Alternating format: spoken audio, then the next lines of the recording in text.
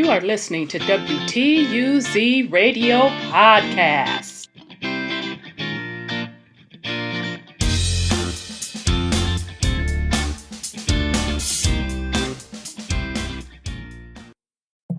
Welcome to WTUZ Radio Podcast. I am your host, Rhonda, and today we are doing part 3 on our series, The Decline and Destruction of the Black Family, the Moynihan Report. So this particular report was published in 1964, and it statistics range from the 1940s all the way up until 1963. And so the basis of the report is to give the state of the Black family from an economic standpoint, as well as from a social standing, and it also goes into some of the root issues. So if you have not checked out this series, I highly recommend that you start with the first one. Now, I do have to put a disclaimer in here. This information is not for the faint of heart at all, okay? A lot of it is going to be very shocking, and a lot of it will be very painful. It's going to go into details regarding marriage, the percentage of marriages that did not work, the reason why the marriages did not work. It's going to go into the economics side of why Black people in America are in the state that they are in. And remember, this is from the standpoint of 1963. Okay, so I do want to put that disclaimer out there that this information is not a faint of heart. The reason I am going over this information is for, as a collective, as Black people, that we really look at the history to understand why we are in the situation we are in today. Okay, so my hope with this particular series is that a discussion will be had among each other. So meaning, even if that means among individual families, I will put a link to the report in the description, so you are free to download this for your records. I'm hoping that we will have an honest conversation regarding this. So with that said, let me bring on some technology to go into this. Okay, so this is the case for national action, the Negro family. Okay, and then as you can see, okay, I guess it was published in 65, I apologize. Office of Policy Planning and Research, United States Department of Labor. Okay, so we're going to scroll down to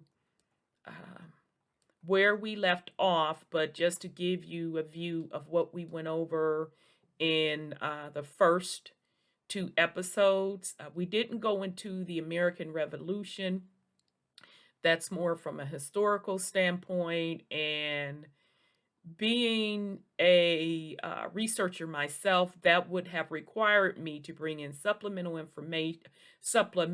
information to really make this information more viable, and that's what this isn't about. So I chose to skip this part, but you can certainly read it for yourself. Okay, we started with the Negro American family. We went into marriages, as you can see the titles. Whew. This one is all of it family is going to be, it's going to be quite shocking, because remember, this information is from 1940s. up until 1963. So even the marriage information and the reason they were dissolved and what was going on with the marriages that were not dissolved, the illegitimate birth rates, and the families headed by women, Black women. Okay. And then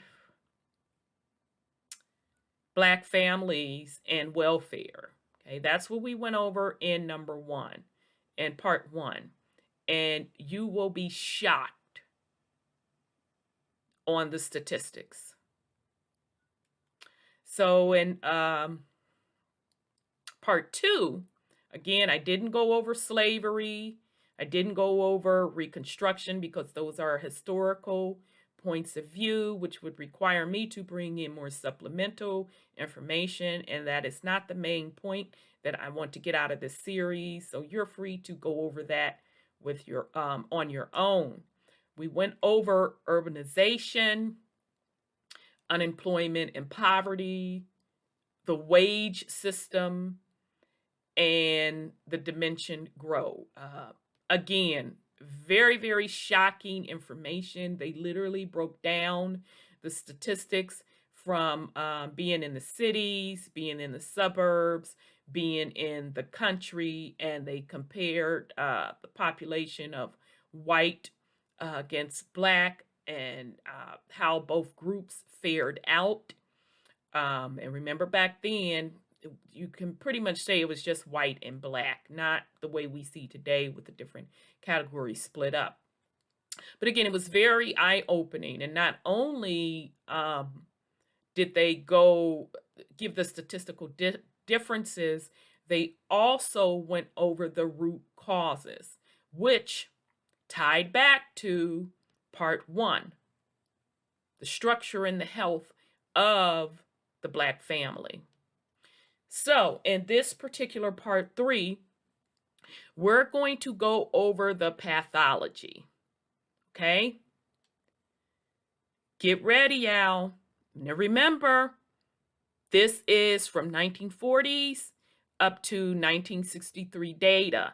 They're going to go over the matriarch, the failure of the youth, delinquency and crime, the armed forces, alienation. Okay, so let me get to this. Okay. All right. And I'm sorry, that's leftovers from the other one. Okay, so the tangible of pathology. That the Negro American has survived at all is extraordinary. A lesser people might have simply died out. Sorry, family, just a second.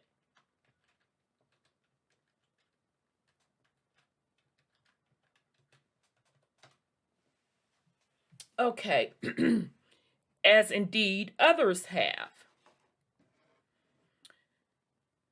That the Negro community has not only survived, but in this political generation has entered national affairs as a moderate, humane, and constructive national force is the highest testament to the healing powers of the democratic idea and the creative vitality of the Negro people. But it may not be supposed that the Negro American community has not paid a fearful price for the incredible mistreatment to which it has been subjected over the past 3 centuries. In essence, the Negro community has been forced into a child. Glad I got my water together, honey. Want y'all to let me make sure my mic's still on. Yes, my mic is still on. This hits hard. This hits hard. In essence, the Negro community has been forced into a matriarchal structure which because it is so out of line with the rest of American society, seriously retards the progress of the group as a whole and imposes a crushing burden on the Negro male and, in consequence, on a great many Negro women as well. Let's keep going. There is presumably no special reason why a society in which males are dominant in family relationships is to be preferred to a matriarchal arrangement. However, it is clearly a disadvantage for a minority group to be operating on one principle while the great majority of the population and the one with the most advantages to begin with is operating on another. Now, I'm going to back that up. I want to read through that again, because this is pretty powerful stuff. There is presumably no special reason why a society in which males are dominant in a family relationship is to be preferred to a matriarchal arrangement. However, it is clearly a disadvantage for a minority group to be operating on one principle while the great majority of the population and the one with the most advantages to begin with is operating on another. So do we understand what they are saying? That the Black community as a collective, now remember, this is back in 63. They published this report in 65. I'm assuming it probably took them 1 year to get it together, whatever the case may be. They are saying that Black folks are at a disadvantage because the women are responsible for the families. And that makes it at a disadvantage because the way the societal structure is set up, it's a patriarch. So that puts a minority group, the minority Black group, at a disadvantage. And this is the present situation of the Negro. Remember, this was 63. Ours is a society which presumes male leadership in private and public affairs. The arrangement of society facilitates such leadership and reward it. The arrangement of society facilitates such leadership and reward it.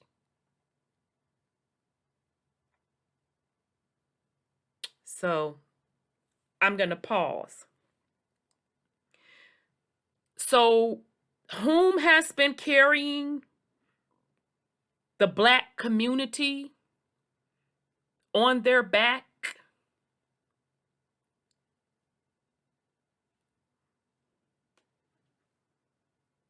According to this report, it's been Black women. And it has not worked out well. And I find it interesting because I have personally tried to have these conversations with Black men.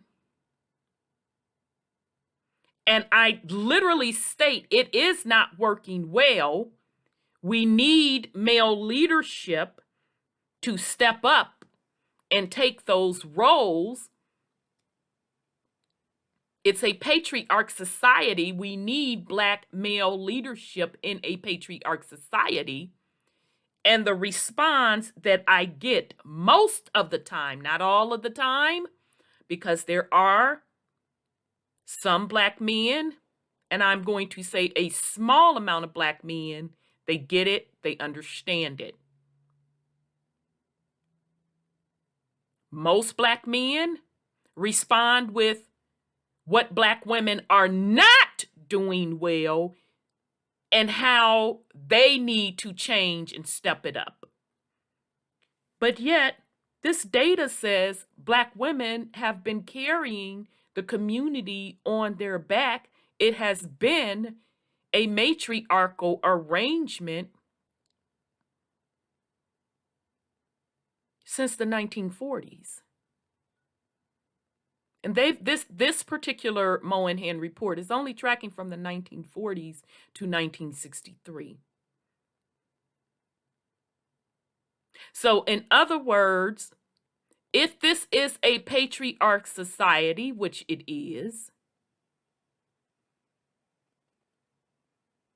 if you have a group that puts the responsibility on the opposite, and in this case would be a matriarch society, why wouldn't that group be at the bottom?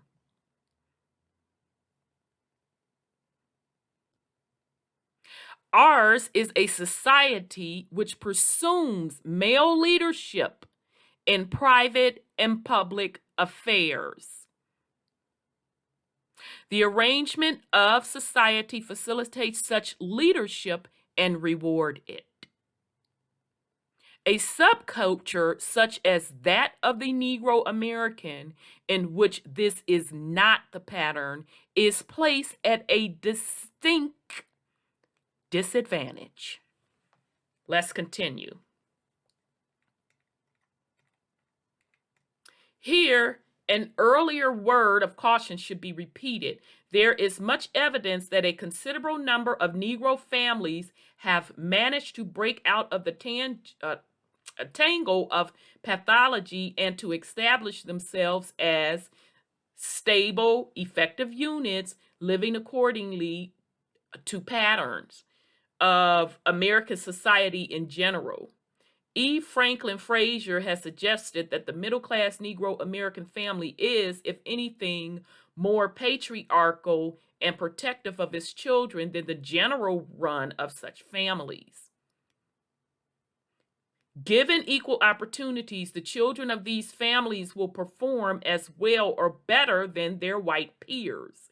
They need no help from anyone and ask none.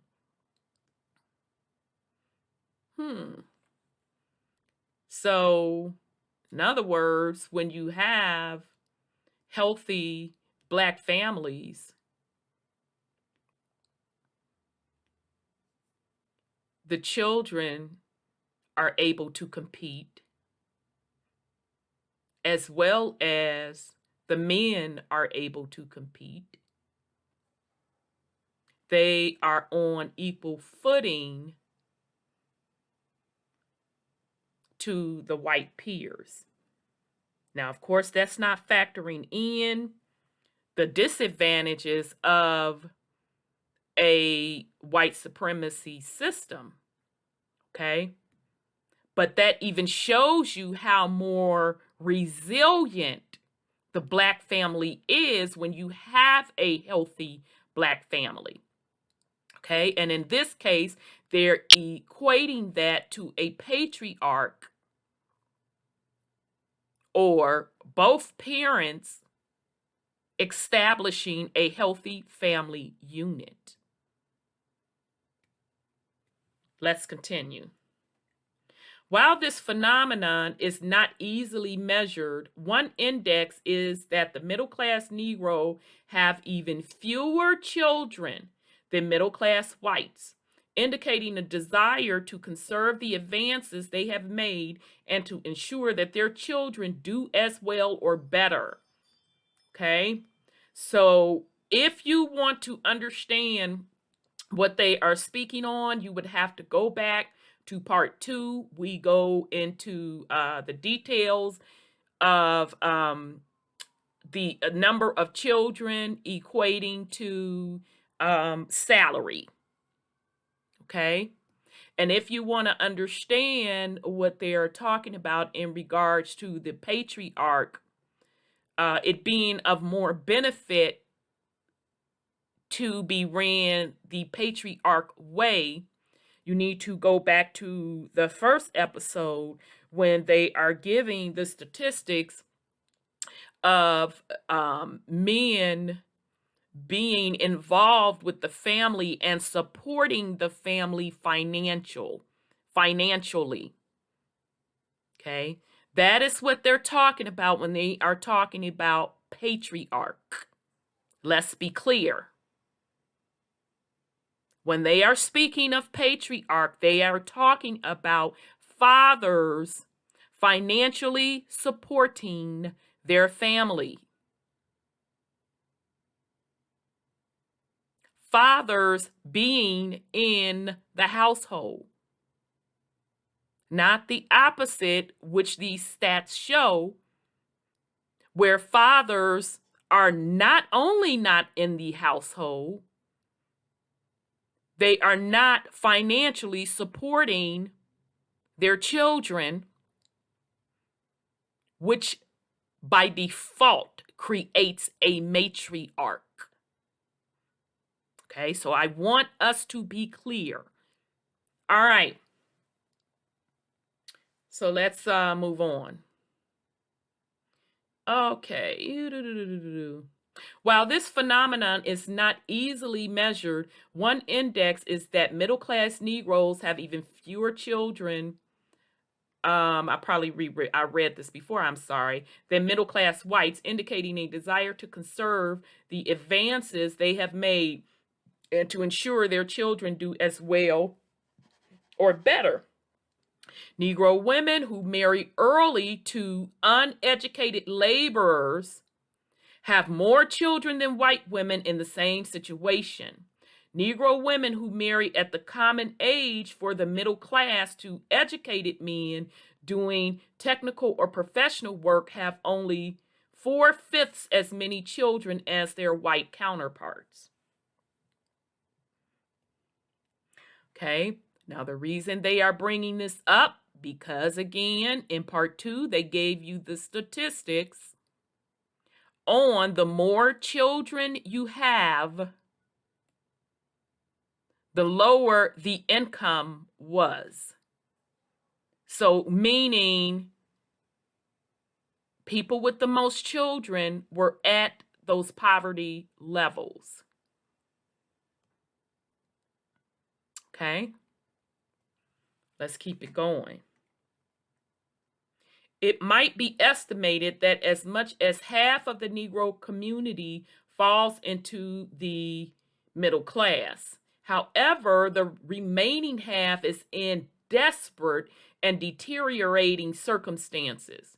Moreover, because of housing segregation, it is immensely difficult for the stable half to escape from the cultural influence of the unstable ones. Whoa! I didn't expect that, child.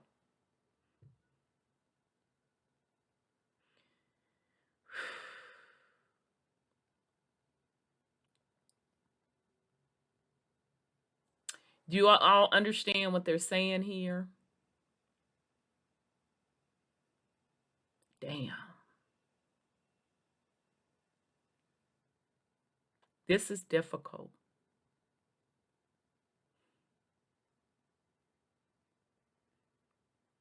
So, in other words, because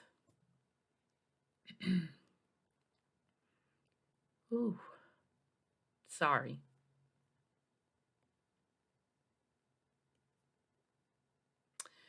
Because black folk were mixed together, so meaning the middle class black folks and the lower wage black folks were mixed together because of housing discrimination.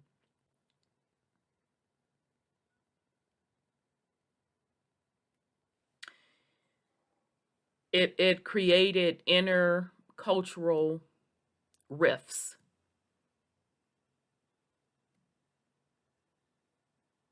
So it is immensely difficult for the stable half to escape from the cultural influences of the unstable ones.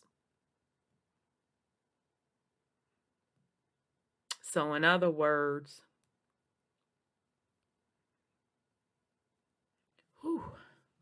it would make sense why middle-class blacks started fleeing up out of the hood. This is deep. This is really, really deep. And it would also make sense why some of the same middle black class neighborhoods from the 60s went into deep decline. Okay, and this hit hard for me based on my family circumstances, where my parents were first generation who were born in up north from the South, both parents, but they had to go into the housing projects, one of the worst housing projects in Chicago. But they were able to make it out of the projects. And, that's how my parents actually met, in the projects. And they were able to move to the suburbs, a south suburb. And back then, that suburb was literally black middle class. Newly built homes, black middle class. And if you were to look at that suburb today, it looks like a third world country.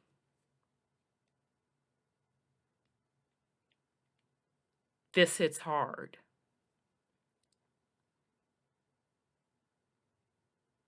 Wow. The children of middle-class Negroes often as not much grow up in or next to the slums and experience almost unknown to white middle-class children. They are therefore constantly exposed to the pathology of the disturbed group and constantly in danger of being drawn into it. It is for this reason that the propositions put forth in this study may be thought of as having more or less general applications. Okay, so let's see what this poll. Okay, so I apologize, child. I had to get myself together, because that hit me like a ton of bricks. Now I get it. I get it. Right, so this particular chart is children born per woman aged 35 to 44, wives of uneducated laborers who married young, compared with wives of uneducated professional workers who married after 21, white and non-white, 1960. Wives married at the age of 14 to 21 to husbands who are laborers and did not go to high school. As you can see, 3.8% for whites. For blacks, 4.7%.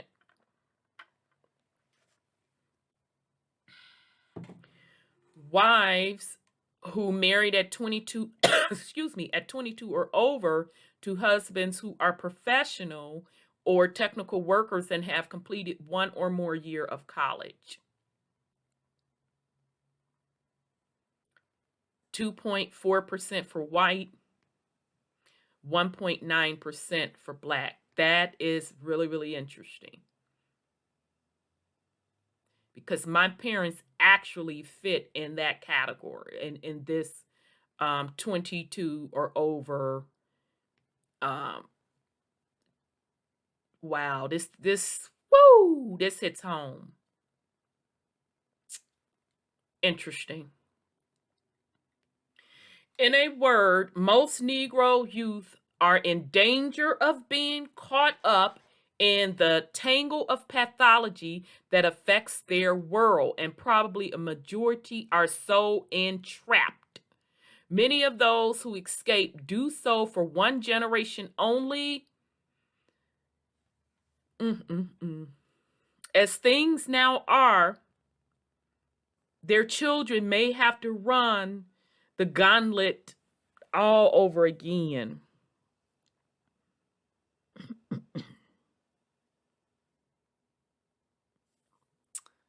Oh, I have to pause. This is interesting. As I was explaining, just within my own family, when my parents moved into the black suburbs, all black suburbs,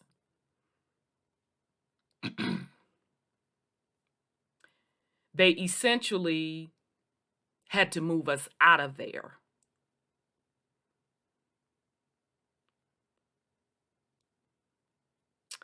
And the exact reason why, my mom said,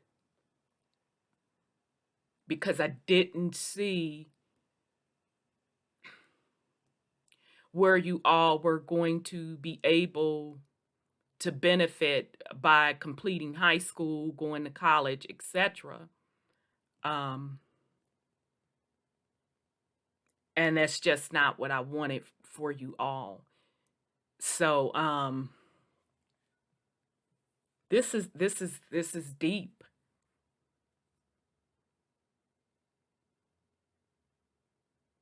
Wow. Many of those who escape do so for one generation only.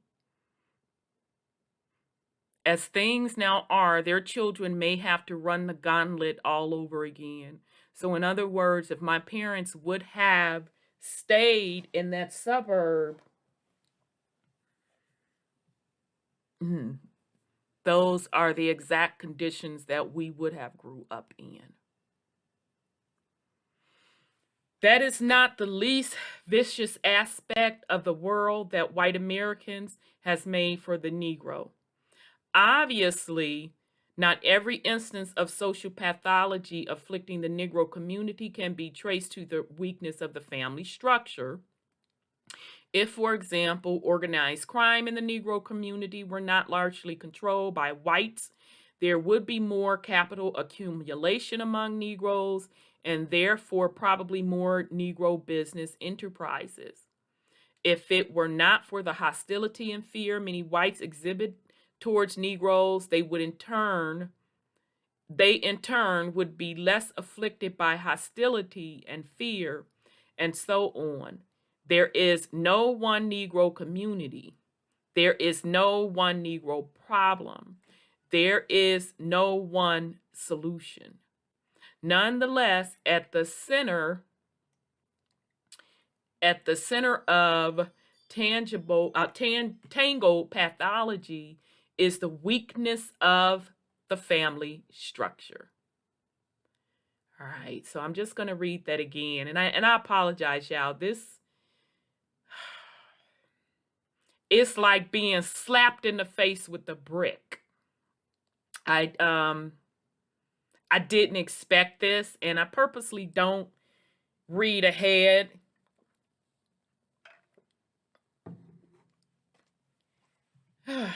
Wow, I wasn't expecting that, because I can literally say my family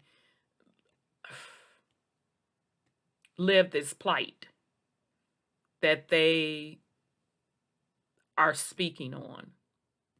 Okay, so I do want to read this sentence. Nonetheless, at the center of the tangle of pathology is the weakness of the family structure. Once or twice removed, it will be found to be the principal source of most of the apparent inadequate or antisocial behavior that did not establish but now serves to perpetuate the cycle of poverty and deprivation. It was by destroying the Negro family under slavery that white America broke the will of the Negro people.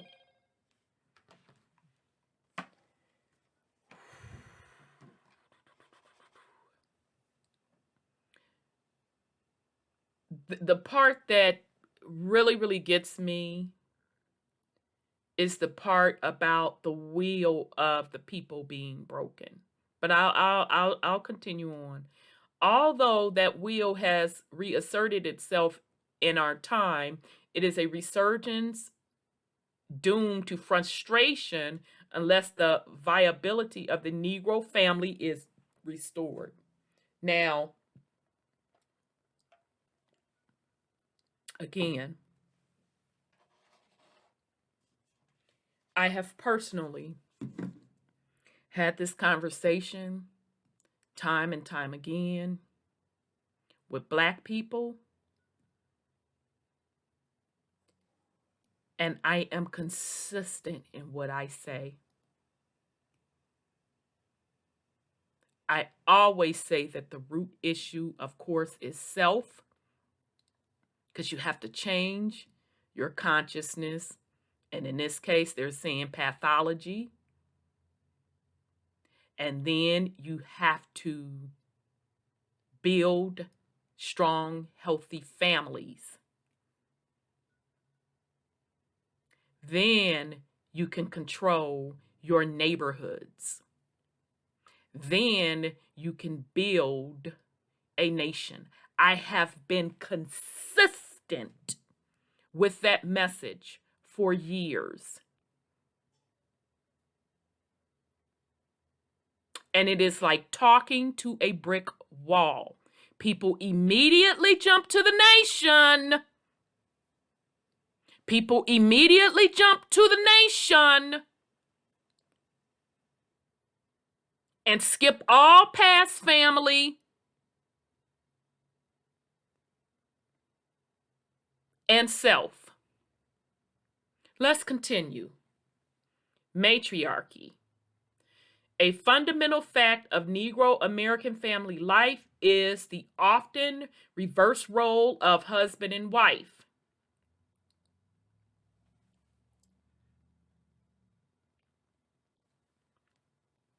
Remember, this is 1940 through 1963. Robert O. Blood Jr. and Donald M. Wolfe, in a study of Detroit families, note that Negro husbands have unusually low power.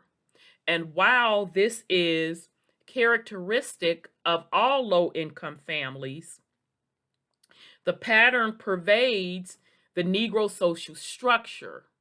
The cumulative result of discrimination in jobs, the segregated housing, and the poor schooling of Negro men. Now, if you go to part 2 of this study, part 2 of this series that I did on this study, you'll see that they talked about when a man doesn't have power in the family, or meaning basically the man is not being the head of household in the family, the root issue is economics. And that was even in the white families also. But it's more prevalent in the Black family because of economics. Okay. In 44% of the Negro families studied, the wife was dominant, as against 20% of white wives. Okay, so remember when we're talking dominance, that dominance is based on what? Economics. Okay, if you want the specifics, go back to episode 2. Whereas the majority of white families are equilarians, the largest percent of Negro families are dominated by the wife. Now again, let's be clear. Why are in the Negro/Black families are dominated by the wife?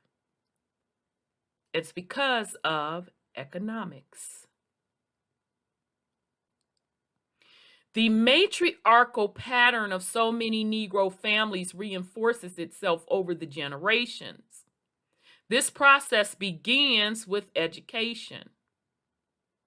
Although the gap appears to be closing at the moment, for a long while, Negro females were better educated than Negro men, and thus remain true today for the Negro population as a whole. Pause.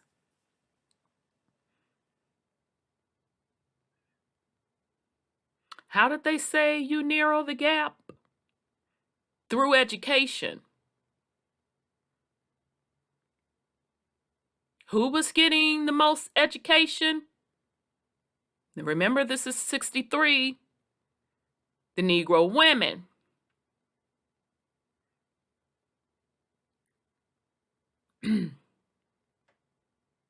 Who's the most educated in the U.S.?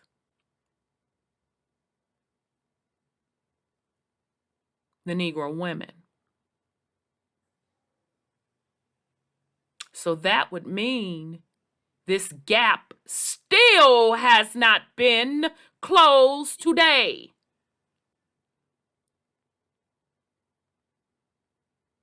Let's continue. Educational attainment of the civilian non-institutional population 18 years of age and over, March 1964. White males, 12.1, females, 12.1, non-white or black, male 9.2, women 10. Okay, now today this gap has widened, and we're going to do a follow-up on what's going on today. But just for now, we'll leave it at that. The difference in educational attainment between Black men and women in the labor force is even greater. Men lag 1.1 years behind women. The disparity in educational attainment of male and female youth aged 16 to 21 who were out of school in February 1963 is striking. Among the Black males, 66.3% were not high school graduates, compared with 55% of the females.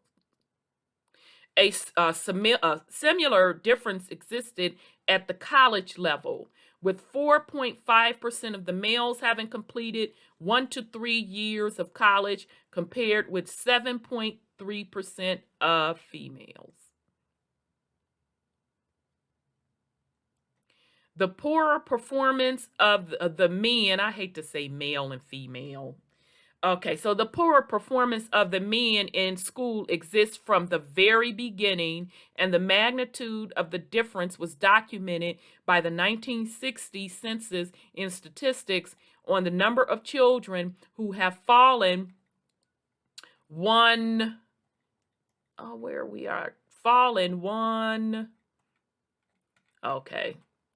have fallen one or more grades below the typical grade for children of the same age. The boys have more frequently fallen behind at every age level. White boys also lag behind white girls, but at a difference of 1 to 6 percentage points. Percent of non-white youth enrolled in school who are 1 or more grades below mode for age by sex 1950. 50. Okay, so age 7 to 9, men 7.8%, women 5.8. Child, men, these numbers ain't looking good for y'all players, whether you're black or white. These educational numbers ain't looking good here, poppies. 10 to 13 years old, 25 men, 17 women. Now these are oh, sorry, this is black. I apologize. This is black. This is black. I apologize. That's not good. That is not good. That non-white always throws me off. This is for black folks. That's not good. 14 and 15-year-olds, 35 men to women, 24, 16 and 17, 39 to 27, 18 and 19-year-olds, 57 to 46.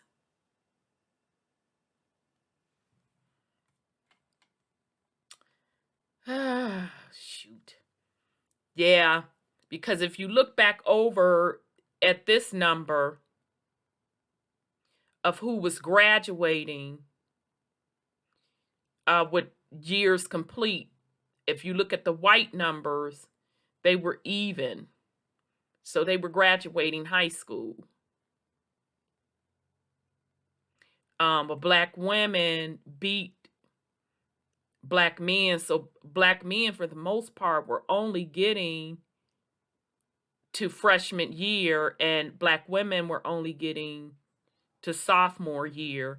But if you look at it within the black population who was falling behind going through school, you see that black men were lagging behind compared to black women, which would make sense if they were lagging behind, why they were not finishing school as well. In 1960, and I do want to note that they pointed out in the stats, because they compared in the stats people who had a father in the home were more likely to finish school. Okay, so I did want to make sure we keep that in mind as well. Let's continue. In 1960, 39% of all white persons 25 years of age and over who had completed 4 or more years of college were women.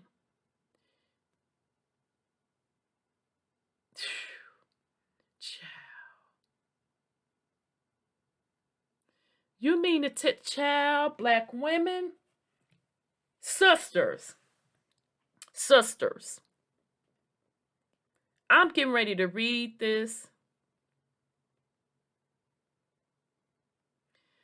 Child, this report. In 1960, 39% of all white persons 25 years of age and over who had completed 4 or more years of college were women. 53% of non-whites who had attained this level were women.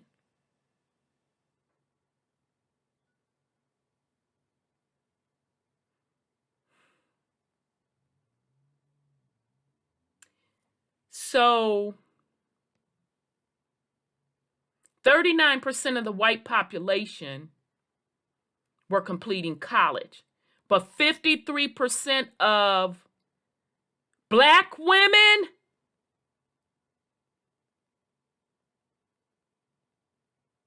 completed college.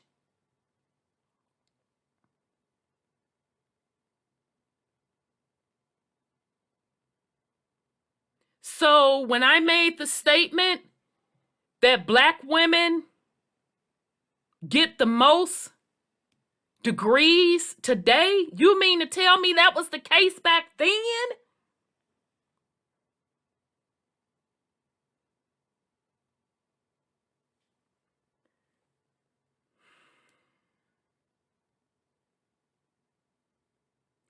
blown away, y'all. I am straight blown away.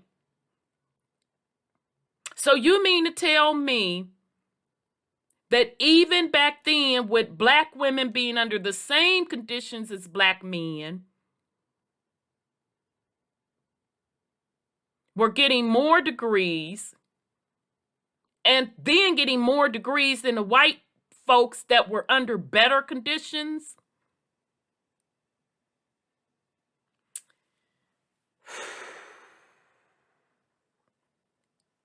However, the gap is closing. By 1963, there were slightly more Negro men in college than women. Among whites, there were almost twice as many men as women enrolled. Okay, but now we know today that's still not the case.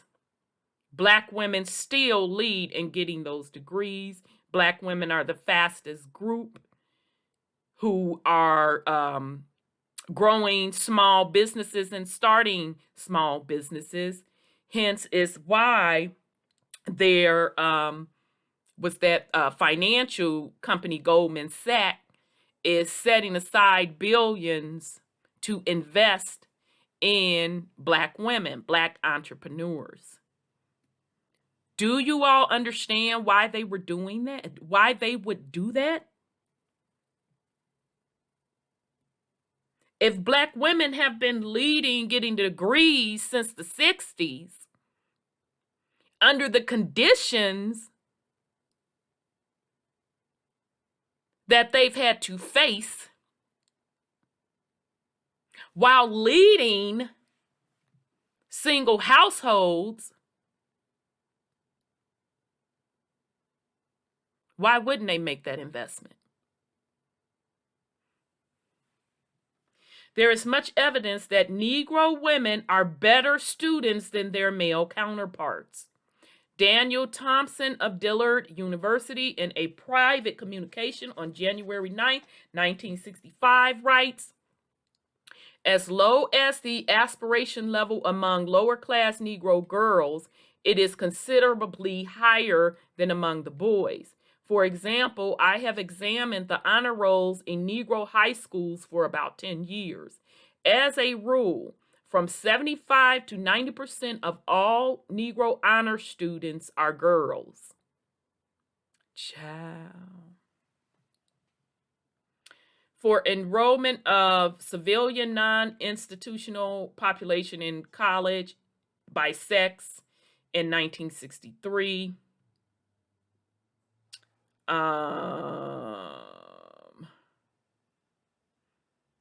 Okay, October 63. So blacks, men, 2,884.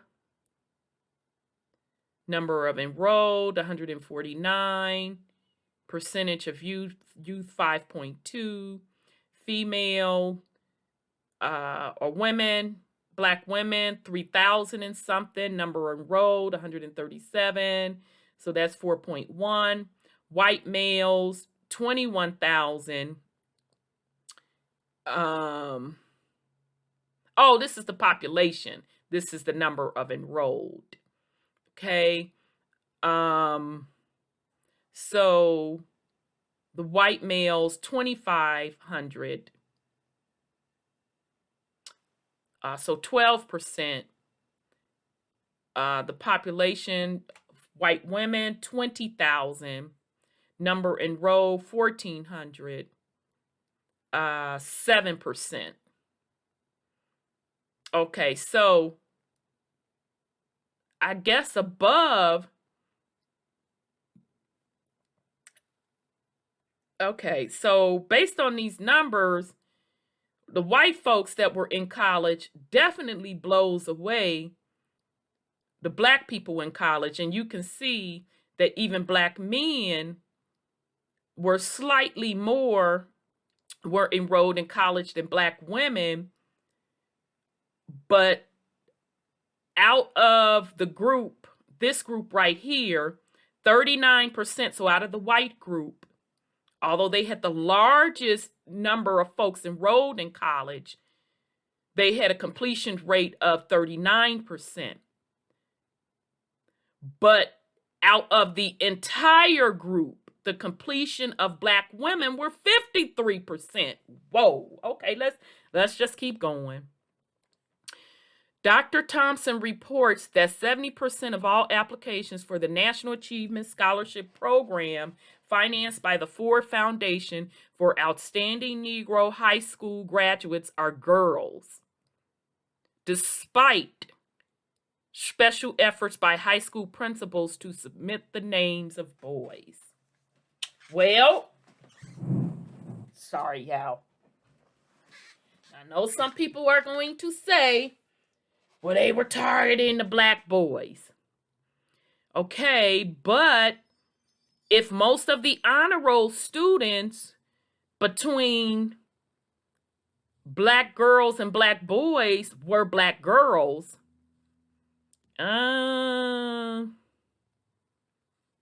logically it would only make sense for the scholarship program to give the scholarships to Black girls. And not to mention, wouldn't the Black girls be able to complete college over the Black boys? And didn't the Black girls prove that by even beating the white counterparts with their 53% completion over the 39% completion? Okay. The finalists for this new program for outstanding Negro students were recently announced. Based on an inspection of the names, only about 43% of all the 639 finalists were male. However, in the regular National Merit Scholarship programs, males receive 67%. Whoa. Of the 1964 Scholarship Award.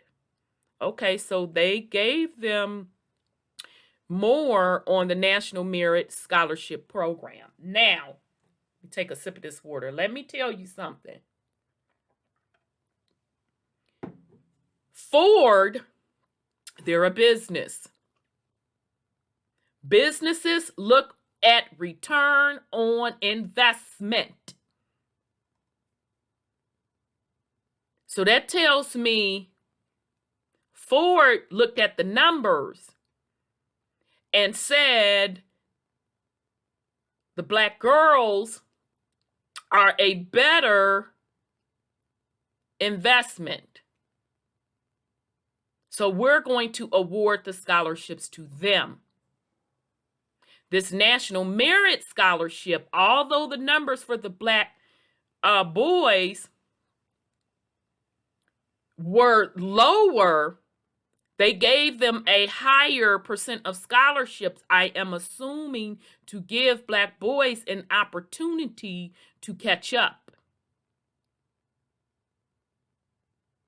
But who ultimately wind up being the better investment? It's the Black girls. And when I'm saying better investment, I'm talking from the standpoint of completing the college program.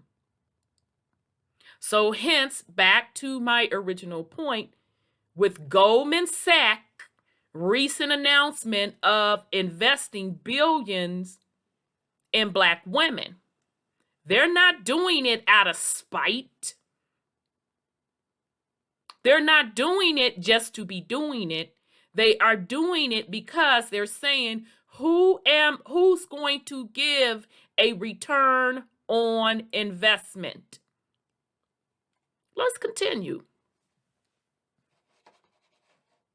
Okay, and I also want to keep in mind, when we're going over this stuff, you go back to part 2 on the reason why Black boys were not finishing school. It was directly linked to a missing father in the household. Inevitably, these disparities have carried over to the area of employment and income. In 1 out of 4 Negro families where the husband is present, is an earner, and someone else in the family works, the husband is not the principal earner. The comparable figure for whites is 18%.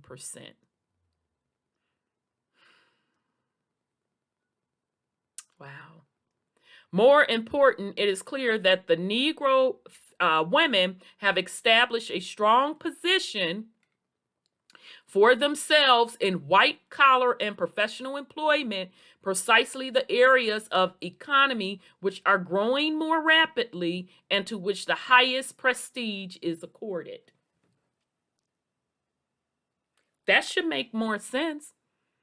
If they're getting, or they got, most degrees, why wouldn't they get the white-collar professions, which would go with a higher earnings? Is that not the trend we see today?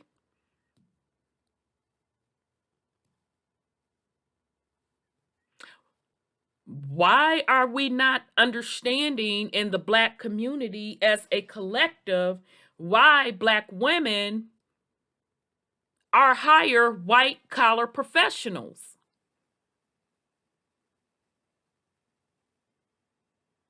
Instead of using the narrative that someone gave them something. Because just like it was back in the 60s, those Black girls had to hit the books. They had to stay focused. That still rings true today. Let's continue.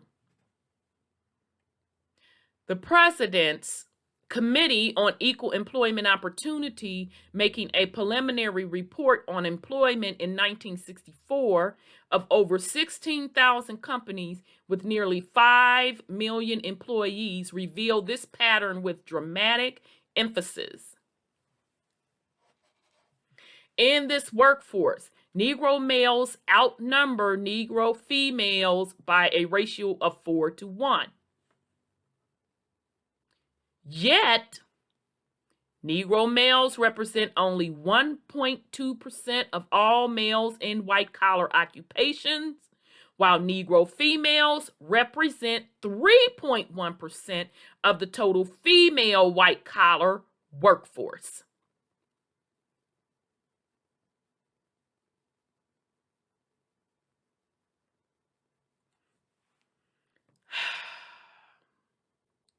This shouldn't be hard to believe. So although there were more Black men working, it was more Black women in those white-collar jobs. Remember, this was back in 63. Family, I had no idea that these statistics were going to be like this. I promise you I didn't. Negro males, oh crap, what the hell? How the hell? Sorry, doggone it. Now I'm frustrated. Where was I at?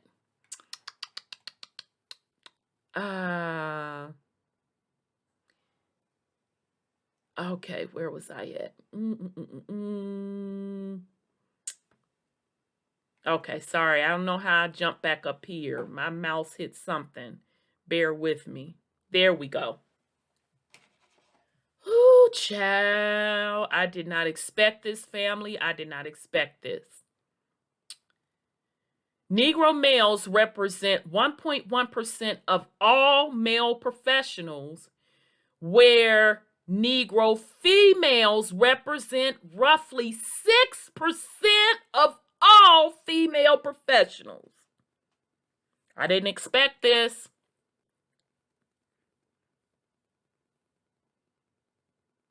Did not expect this, family, at all. I did not realize this was going on in the 60s.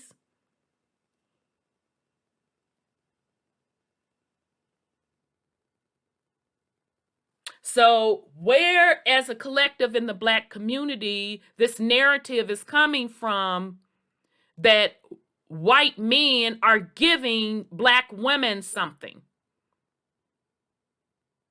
Where's this narrative coming from when this report from the 60s, just as Black women today are telling Black men, white men are not giving us white collar jobs, that's myself included. We are qualified to do the white collar jobs. This was back in 63. Again, in technical occupations, Negro males represent 2.1% of all male technicians, while Negro females represent roughly 10% of all female technicians. It would appear, therefore, that there are proportionately 4 times as many Negro females in significant white collar jobs than Negro males.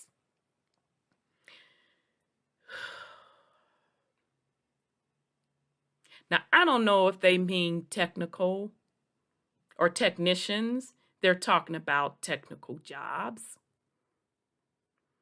Or maybe they're just saying technicians and lumping all of those jobs together. I find this interesting because I can base just today on technology jobs.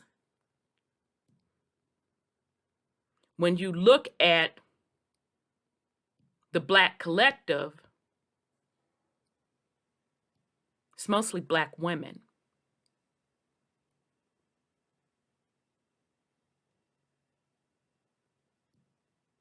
This is very, very interesting. I had no idea. So does it make sense when they did the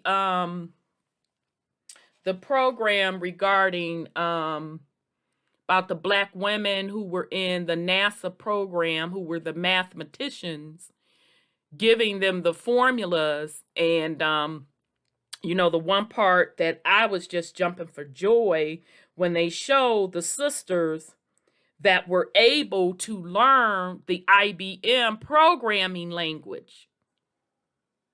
They were the first in the country to learn that. I'm like, go head on, sisters.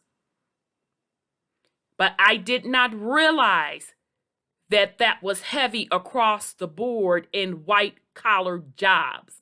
I just thought that was an anomaly.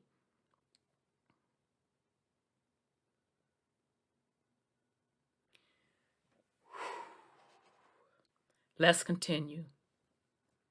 Although it is evident that office and clerical jobs account for approximately 50% of all Negro female white collar, okay, because remember in that Hidden Colors, that's the name of Hidden Figures, I apologize. Hidden Figures, that's the name of the movie. Because remember, those Negro women in that movie, they had them in clerical jobs. But them Black women had degrees in mathematics and science, baby. Although it's evident that the office and clerical jobs account for approximately 50% of all Negro female white collar workers, it is significant that 6 out of every 100 Negro women are in professional jobs. So that also means, family, that those same Black women who are graduating from college, who had the background in mathematics and science, were put in clerical jobs as what most women were back in those days. So put in clerical jobs with white women, they were more educated than the white women. So hence what makes sense when the Hidden Figures movie was made, who did they go to? For the to calculate and verify those formulas and to learn that computer program language. Did they go to the white women? No. They couldn't because the white women didn't have the skill set. Whew. Child, this is deep. This is substantially similar to the rate of all females in such jobs. Yep. 6 out of every 100 Negro women are in professional jobs. This is substantially similar to the rate of all women in such jobs. Approximately 7 out of every 100 Negro women are in technician jobs. This exceeds the proportion of all females in technician jobs, approximately 5 out of every 100. Which would make sense if Black women were the most degreed.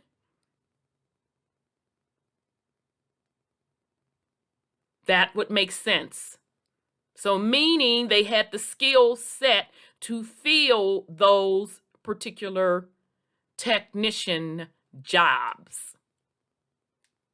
So Black women, for a very long time, you have been repping the tech field, and you've been doing it well, and you are still doing it well.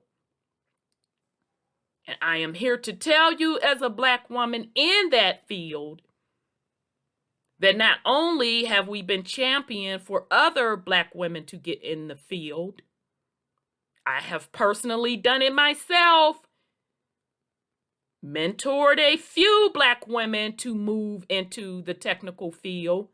We also champion for Black men to get in the technical field, which I have done it myself.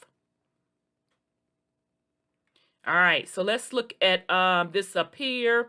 A Department of Labor employment as of December 31st, 1964. Okay, total number of employees, white. Child, y'all see this? See the white man? See where he's at compared to the white woman? You see his salary? 11.26 grade over 6.29 for the white women.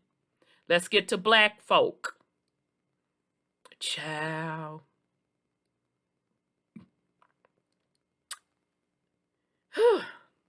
Black men, 6.81 grade on being in the employment field. You see the salary. Child, now if this ain't pure discrimination on the front, we're gonna talk about this. $6,800 a year. Black women, 4.84. And overall, so more Black women were working. But overall, the cumulative salary was lower.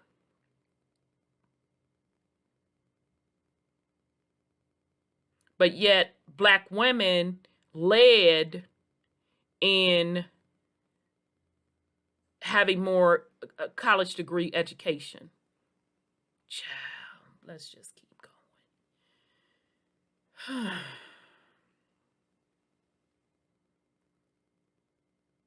All right.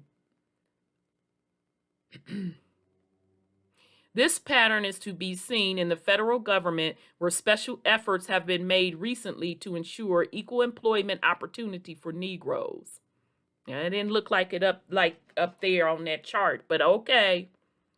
These efforts have been notably successful in departments such as labor, where some 19% of employees are now Negro, a not disproportionate percentage given the composition of the workforce in the areas where the main department offices are located.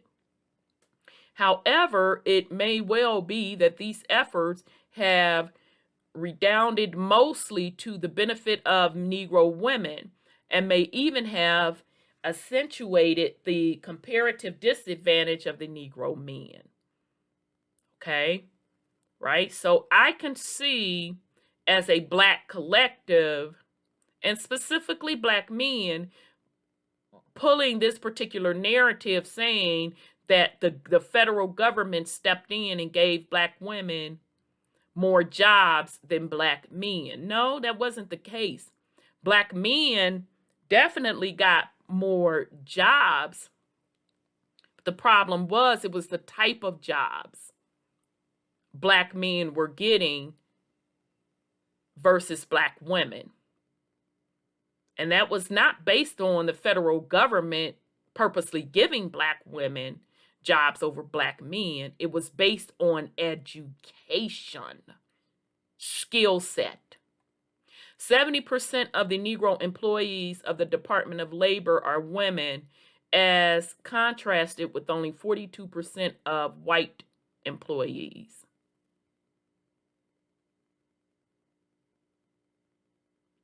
Wow. Among non-professional Labor Department employees, okay, so this is just the Labor Department. Among non-professional Labor Department employees, where the most employment opportunities exist for all Negro groups, Negro women outnumber Negro men 4-1 and average almost 1 grade higher in classification. The testimony to the efforts of these patterns in Negro family structure is widespread and hardly to be doubted.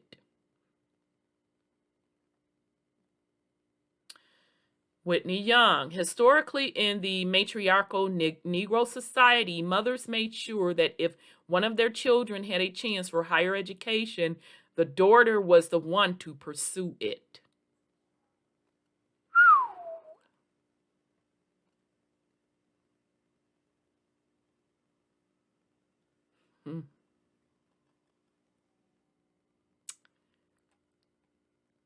And I'm pausing, family, because we really want to be honest with each other as a collective in the Black community. This is exactly what's still happening today.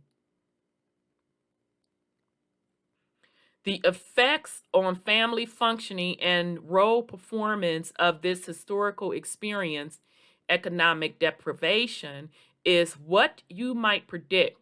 Both as husband and as a father, the Negro male is made to feel inadequate, not because he is unlovable or unaffectionate, lacks intelligence, or even a gray flannel suit. But in a society that measures a man by the size of his paycheck, he doesn't stand very tall in comparison with his white counterpart.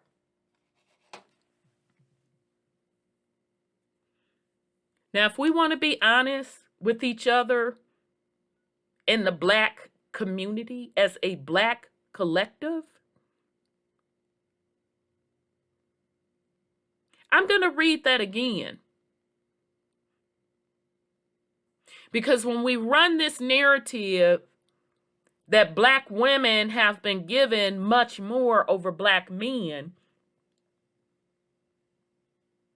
wasn't that they were given. The difference is the education. Because Black women and Black men were coming from the same set of circumstances. The difference is Black women got the education,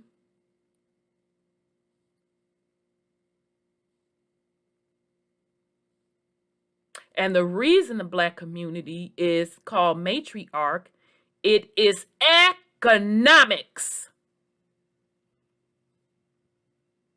The reason Black boys fall behind in school versus Black girls is based on a father not being in the household. So I'm going to read this part again. The effect on family functioning and role performance of this historical experience, economic deprivation, is what you might predict.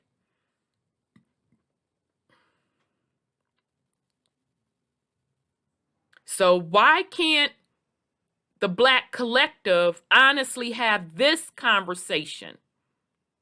Both as a husband and as a father, the Negro male is made to feel inadequate, not because he is unlovable or unaffectionate, lacks intelligence, or even a gray flannel suit. But in a society that measures a man by the size of his paycheck, he doesn't stand very tall in a comparison with his white counterpart.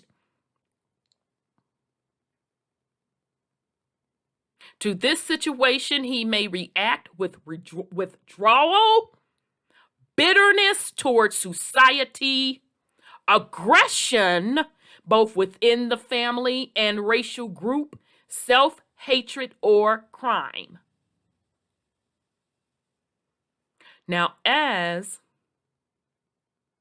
the Black collective community, why can't we have this honest conversation?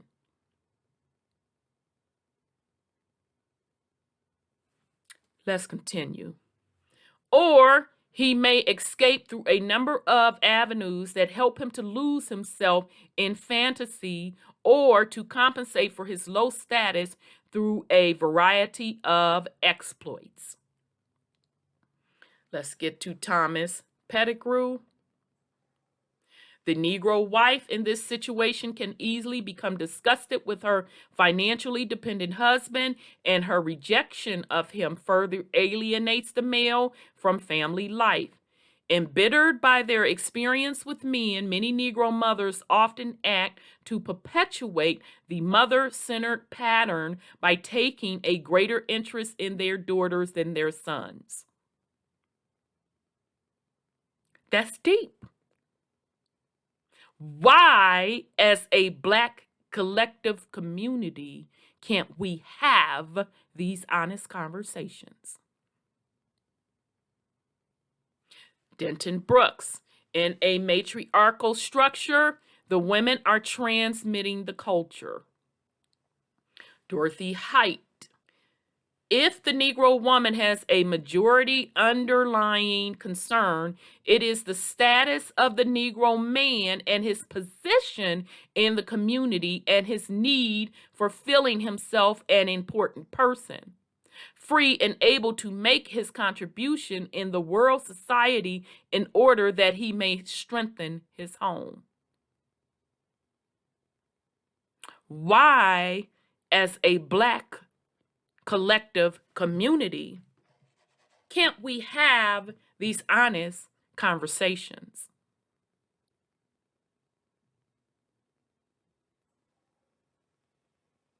So the Black woman, major concern has to be the status of the Black man, his position in the community, and his need for feeling himself as an important person.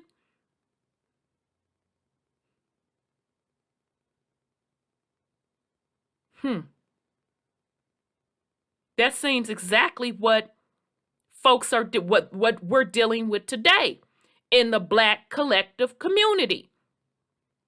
Let's continue. Duncan M. McIntyre. The Negro illegitimacy rate has always been high, about 8 times the white rate in 1940, and somewhat higher today, even though the white illegitimacy rate is also climbing. Okay? The Negro statistics are systematic of some old socio-economic problems, not the least of which are underemployment among Negro men and compensating higher labor force propensity among Negro women. Why, as a Black collective, we can't have these honest conversations? Let's continue. Both operate to enlarge the mother's role, undercutting the status of the male and making many Negro male families essentially matriarchal. The Negro man's uncertain employment prospects, matriarchy, and the high cost of divorces combine to encourage desertion, the poor man's divorce. Increases the numbers of couples not married and thereby also increasing the Negro illegitimacy rate. Why in the Black community can't we have these honest conversations? Remember, this is back in the 1960s.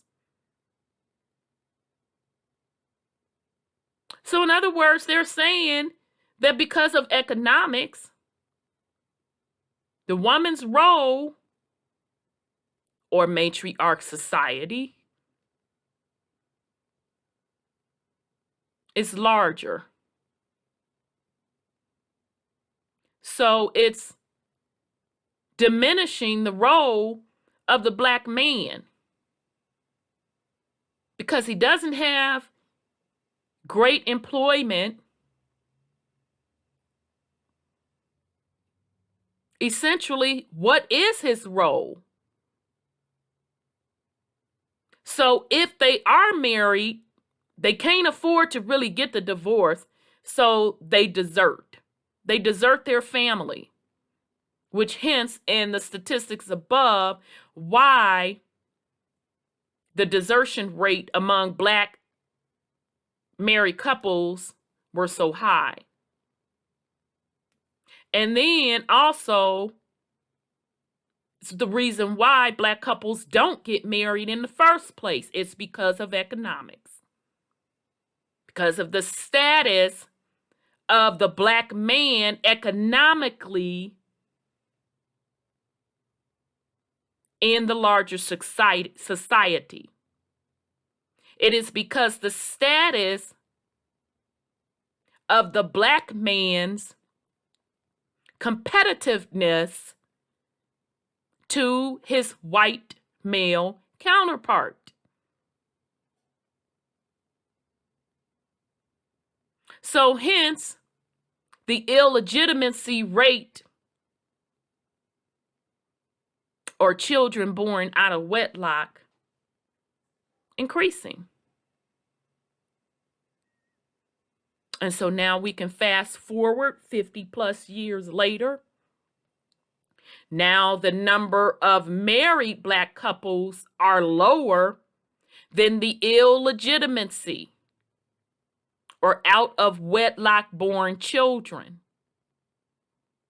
So now why can't we have these honest conversations today as a Black collective society? Because what I hear the conversations are,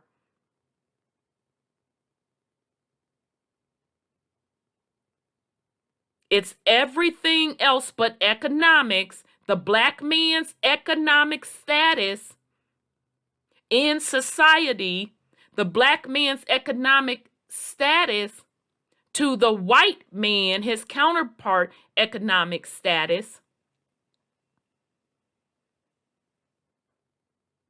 We don't have that conversation as the root reason why Black couples are not getting married and why the illegitimacy or born out of wedlock children is so high.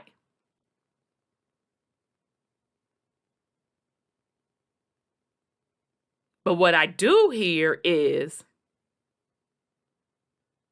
Black women are too educated. Black women don't need a man. Black women don't want to be led. Black women should choose better who they have children with. I don't hear economics in this. And every time the discussion of economics comes into play with Black men's collective economic power against the white counter male part, that discussion doesn't want to be had. When we talk about the Black man economic power against the Black woman's economic power, we get, oh, Black women were given something. Why can't we have these honest conversations?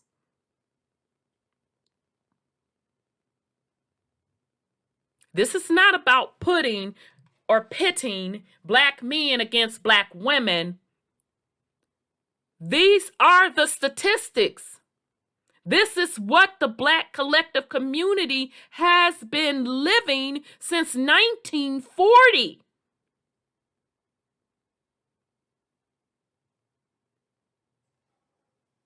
So those current narratives that are being discussed are not only false, they'll never get you nowhere.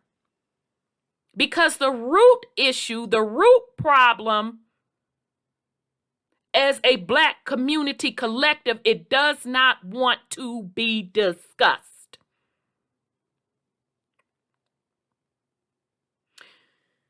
In the meantime, higher Negro birth rates are increasing. The Black population, while migration into cities like Detroit, New York, Philadelphia, and Washington, D.C., is making the public assistance roles in such cities heavily, even predominantly Negro. Robin M. Williams, Jr., in a study of Elmira, I'm not sure if that's Elmira, New York, only 57% of Negro adults reported themselves as married, spouse represented, as compared with 78% of Native White American Gentiles, 91% of Italian Americans, and 96% of Jewish informants.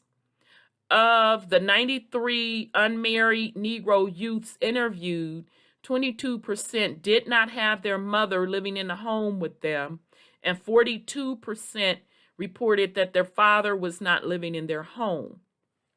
1/3 of the youths did not know their father's present occupation, and 2/3 of a sample of 150 Negro adults did not know what the occupation of their father's father had been. 40% of the youth said that they had brothers and sisters living in other communities. Another 40% reported relatives living in their home who were not parents, siblings, or grandfather or grandparents. Okay, I don't think I need to explain that.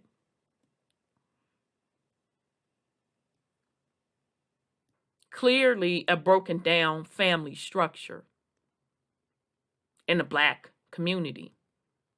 Let's keep going. The failure of youth. Williams' account of Negro youth growing up with little knowledge of their fathers, less of their father's occupation, still less of a family occupational tradition, is in sharp contrast to the experience of the white child.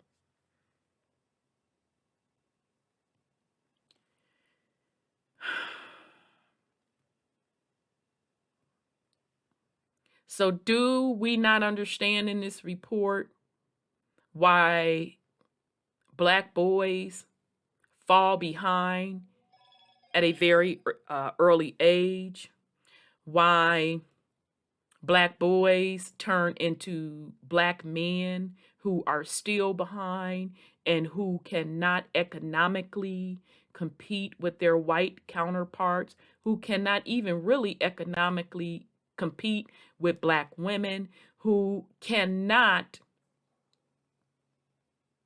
economically support a family, which leads to desertion of a family, which leads to young boys growing up not knowing their fathers, not knowing what their fathers did for a living or their fathers' fathers, not knowing of any type of family occupation. So meaning if your father was a plumber or if your grandfather was a plumber, your father was a plumber, you have the option of becoming a plumber because they can teach you that trade. Do we not understand this? Isn't in the Black collective community the term always thrown around that a woman can't raise a man? I hear that term thrown around a lot. Well, if that is the case, why aren't Black fathers raising their sons?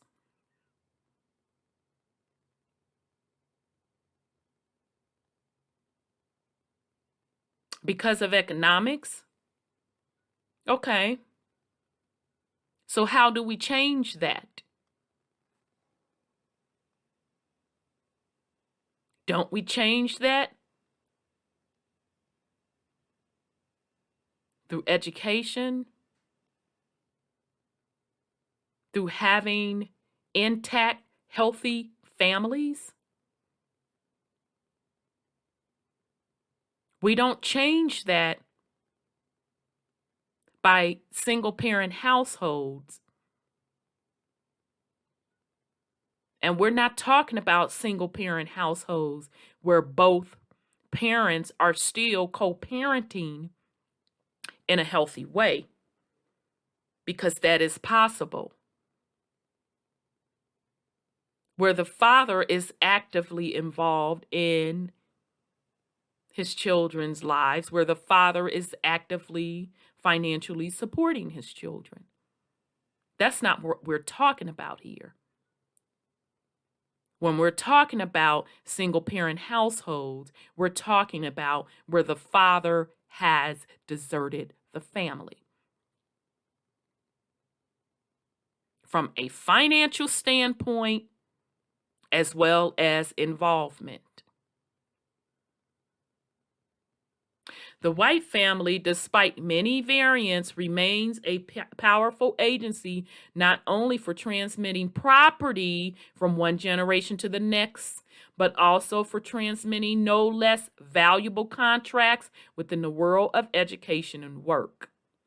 In an earlier age, the carpenters, Wainwrights, weavers, mercers, farmers, smiths, acquired their names as well as their trades from their fathers and grandfathers. Children today still learn the pattern of work from their fathers, even though they may no longer go into the same jobs. So when we make the statement that it in the Black collective community that it takes a man to raise a boy, why isn't it preference with that man has to financially support and be actively involved in that Black boy's life?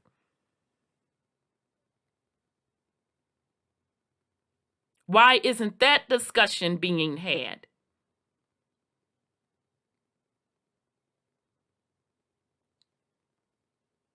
White children without fathers at least perceive all about them, the pattern of men working. Negro children without fathers flounder and fail. Not always, to be sure. The Negro community produces its share, very possibly more than its share, of young people who have something extra that carries them over the worst obstacles. But such persons are always a minority. The common run of the young people in a group facing serious obstacles to succeed do not succeed. A prime index of the disadvantage of Negro youth in the United States is their consistently poor performance on the mental tests that are standard means of measuring ability and performance in their present generation. Okay, so, hell, that would make sense to me if I come from those circumstances of poverty. There is absolutely no question of any genetic differential. Intelligent potential is distributed among Negro infants in the same proportion and pattern as among Icelanders or Chinese or any other group. American society, however, impairs the Negro potential. The statement of Har-You report that there is no basic disagreement over the fact that Central Harlem students are performing poorly in school may be taken as true as Negro slum children throughout the United States. Right? So they even compared it against black children against the other population of immigrants,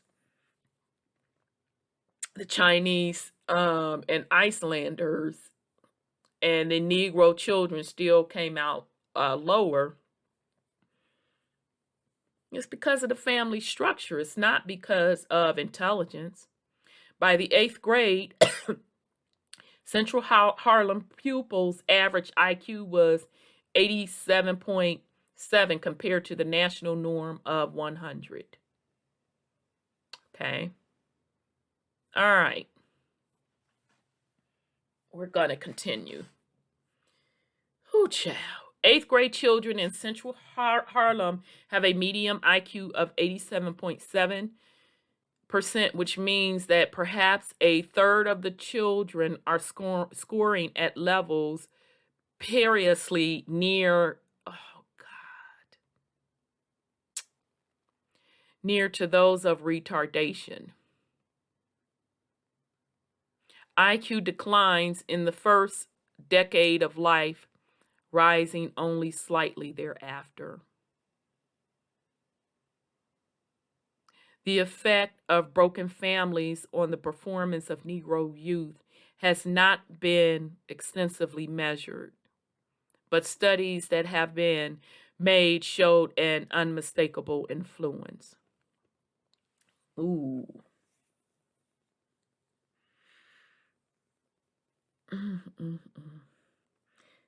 And I know some will bring up, well, look what they measuring us by. They measuring us by the white man's test.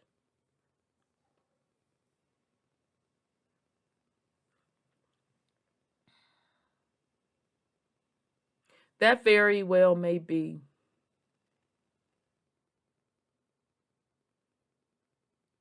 But do you understand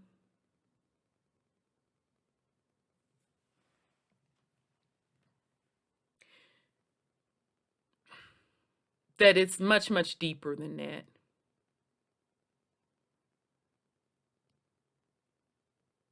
Because that would also go into comprehension. That would also go into logic.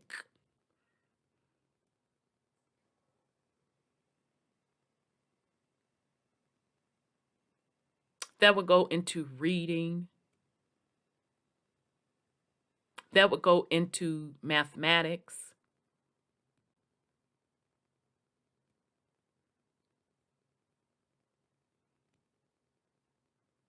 I didn't expect for them to have that low of a level. And I just blew right past those statistics. I just blew past it and wasn't even making the connection. So we can't put it all on the white man's test is different. And you have to test differently for Black children.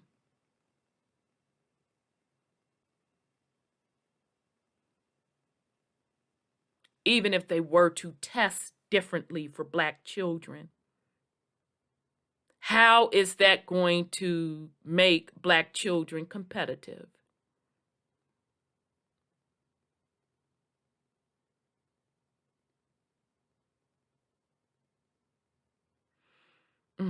Martin Deach and Burt Brown, investigating intelligence test differences between Black and white first and fifth graders of different social classes, found that there is a direct relationship between social class and IQ.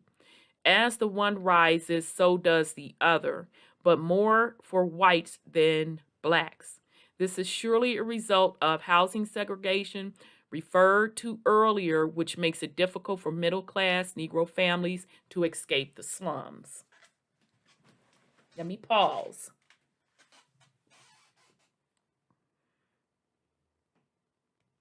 This is difficult, yeah. I'm not finna sit up here and lie.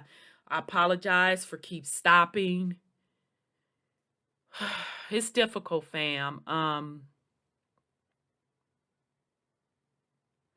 As I've stated above, my parents were one of the ones that fell in the category of making it out of the projects, moving into a Black middle-class suburb, and making the decision to move out of that Black middle-class suburb because they wanted better education for their children. Now, fast forward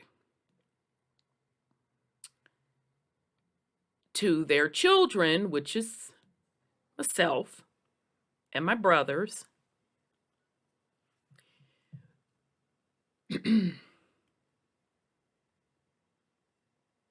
By the time it was time to go to college,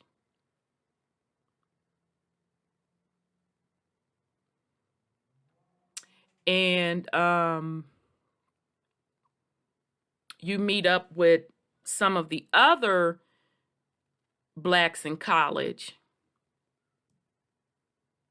we were in two different school systems.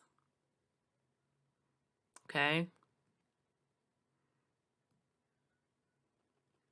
And I didn't get to go to a white school until high school, and I absolutely hated it. I was kicking and screaming all the way, falling out crying. Parents gave less than a damn.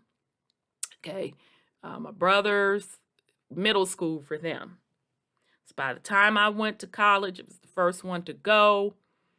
And with a predominantly white college, so us Black students, we had a very close-knit community. And so as a freshman, you all start comparing what classes you were taking. And I noticed that my Black college friends that went to inner city Black schools had to take math classes and reading classes that they were not able to get credit for. I did it again. That they were not able to get credit for in order to come up to a college level. So that means they would have to spend more time in college than being able to just come into college and take regular college courses.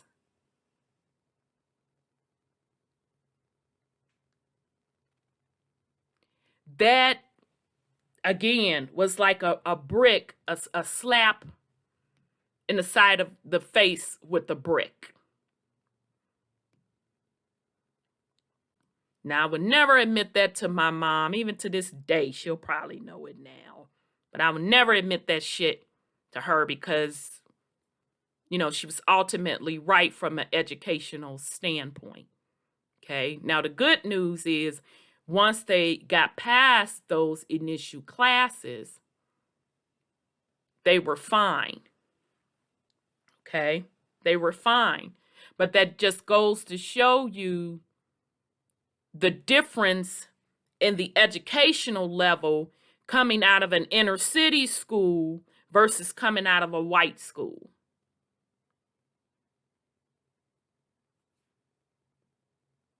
Okay. Now, you know, schools in in America, it's based on where you live. And you know how schools are funded in America, right? It's based on the housing tax dollars. So the more tax revenue that's collected, the more money can be funded to said schools in that neighborhood. So that would automatically put the white middle class schools at a higher advantage than the inner city schools and at a higher advantage than the middle class neighborhood schools just because of the value of the houses.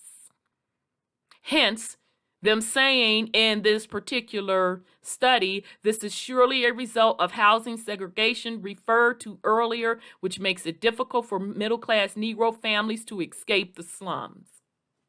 The author explained that it is much more difficult for the Negro to attain identical middle or upper middle class status with whites, and the social class graduations are less marked for Negroes because Negro life in a caste society is considerably more homogeneous than is life of the majority group.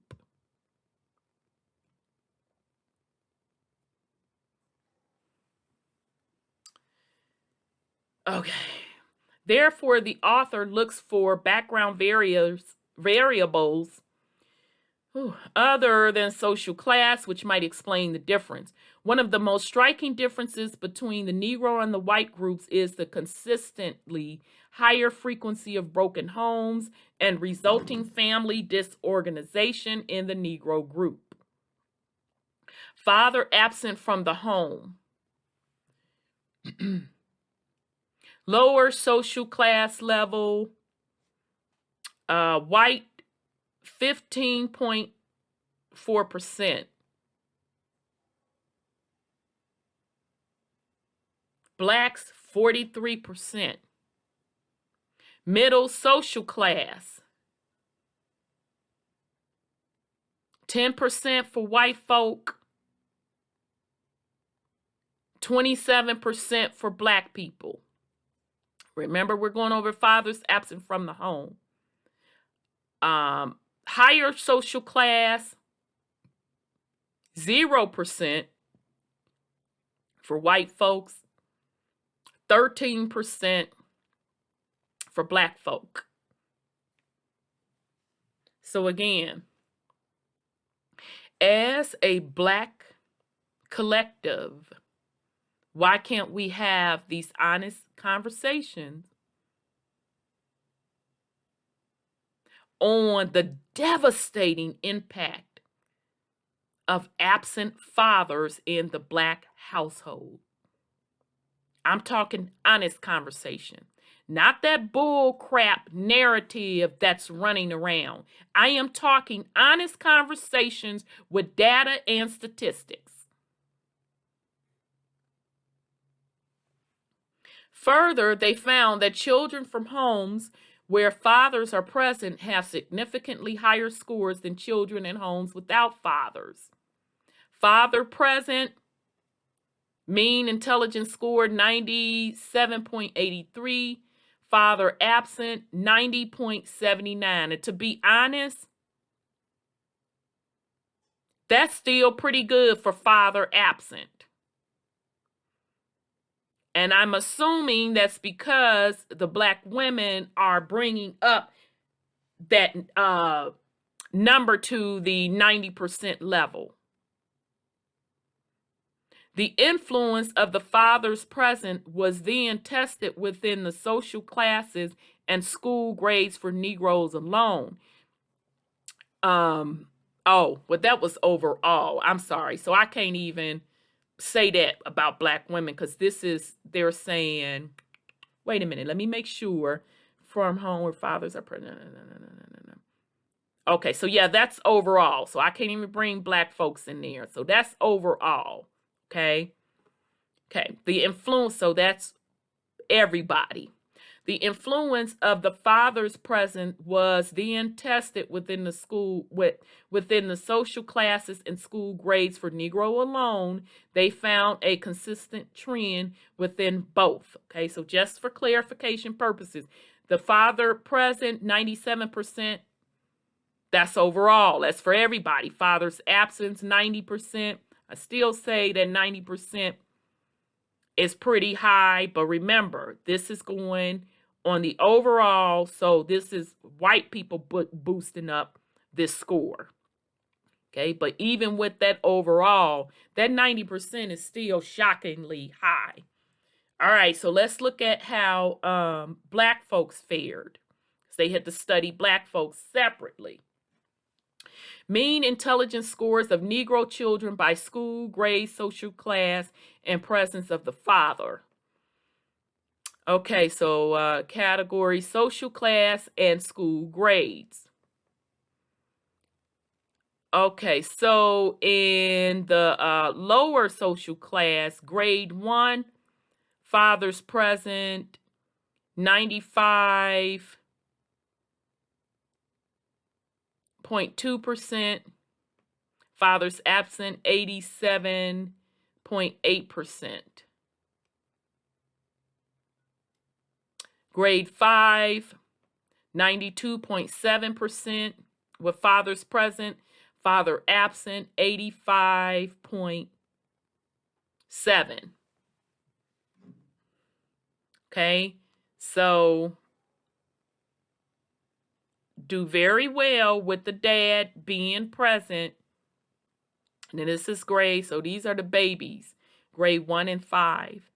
With the father gone, 87%, 85%.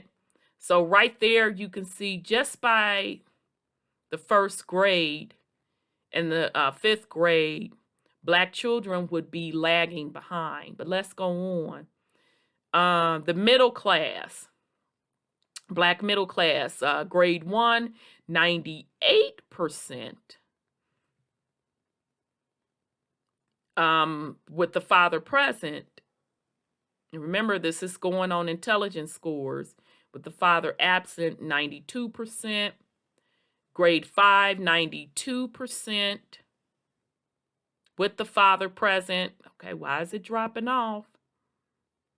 And then with father absent, 92%. So that's, as far as I'm concerned, why the baby's dropping off at grade 5. What's going on? Whether or not the father is there or not. That's alarming to me right there. Because you would think it would still be at 98%. All right, but let's continue. Percent of non-white males enrolled in school by age present of parents, 1960. Okay, so age, both parents present, one parent present, neither parent present. Okay, so this is Black folks. That non-white y'all be throwing me off. I just wish they would say Black. So percentage of Black males or Black men enrolled in school by age and present of parents. So they had a category of both parents present, one parent present, neither parent present. Child. I just glanced at the numbers, baby, and it's just, this is hard to get through, family. 5 years, both parents, 41%. That's low. 5 years, one parent, 44%. 5 years, neither parent, 34%. That's high. 34% of the black boys at age 5 didn't have either parent. Remember, this is back in the 1960s. 6 year, both parents, 79%. 6 year, one parent, 78%. Oh my God. By the age 6 for black men, 6 years of age that had neither parent, 73%. That's extremely high, family.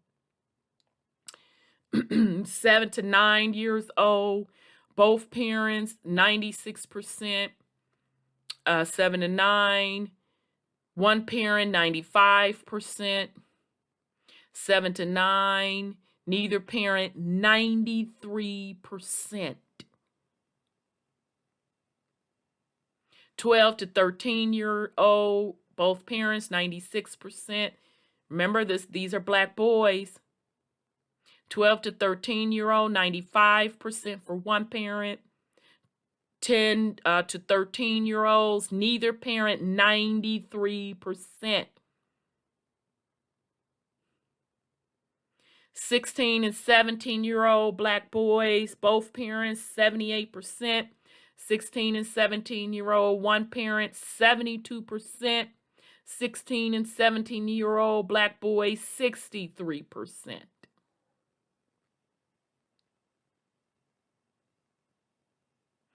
18 and 19-year-olds, black boys, both parents, 46%.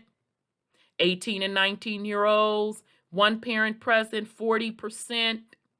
18 and 19-year-olds, neither parent present, 32%. So if we look at this data, family, black boys in the years that they need to be getting taught, in the years they needed to be nurtured, in the years that they needed to be learning social values, social skills, in the years that black boys needed to be learning social manhood,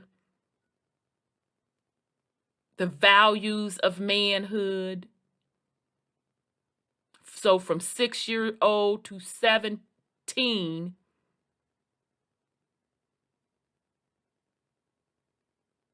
they had a very high rate of not having either parent and a very high rate of one parent. And we know that one parent would be being with a single mother. Whew, okay. Right, so the influence of the father's presence was then tested within the social classes and school grades for Negroes alone. They found a consistent trend within both grades at the lower social class level appears. And in no case is there a reversal of this trend. For males, females, and the combined group, the IQs of children with fathers in the home are always higher than those who have no father in the home.